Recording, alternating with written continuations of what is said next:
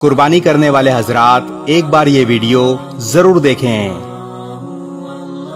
قربانی کا ارادہ رکھنے والے خواتین و حضرات ذی الحجہ کا چاند نظر آنے کے بعد اپنے بال اور ناخن نہ کاٹیں۔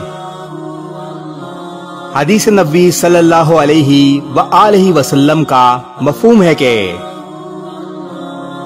جب عشرہ ذی الحجہ داخل ہو جائے تو جس شخص کے پاس قربانی ہو اور وہ قربانی کا ارادہ رکھتا ہو تو وہ اپنے بال کاٹے اور نہ ہی ناخن تراشے۔ قربانی کرنے والے خواتین و حضرات ذی الحجہ کا چاند نظر آنے سے قبل غیر ضروری بالوں کی صفائی کریں اور اپنے ناخن و سر کے بال ترشوا لیں۔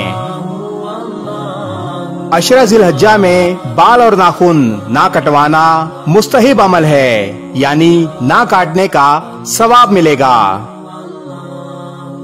اگر کوئی شخص غیر ضروری یعنی زیر ناف بال یا ناخن کاٹنا بھول گیا یا کسی مجبوری کے باعث نہیں کاٹ سکا تو وہ کیا کرے؟ غیر ضروری یعنی زیر ناف بال یا ناخن کاٹے ہوئے 40 دن پورے ہو رہے ہیں تو قربانی سے پہلے بال اور ناخن کاٹنا ضروری ہے۔ رسول اللہ صلی اللہ علیہ وآلہ وسلم نے مونچھیں کترنے، ناخن کاٹنے، زیر ناف بال اور بغل کے بال صاف کرنے کی آخری حد 40 دن مقرر فرمائی ہے۔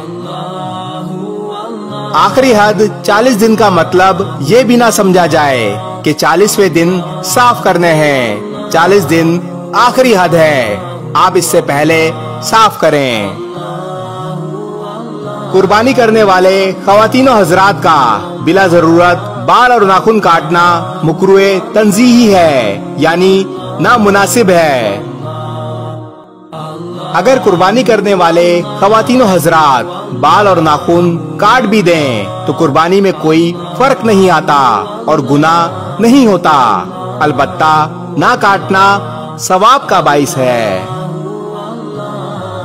اس ویڈیو کو شیئر ضرور کریں، ہو سکتا ہے آپ کے ایک شیئر سے یہ بات کسی کے دل میں اتر جائے۔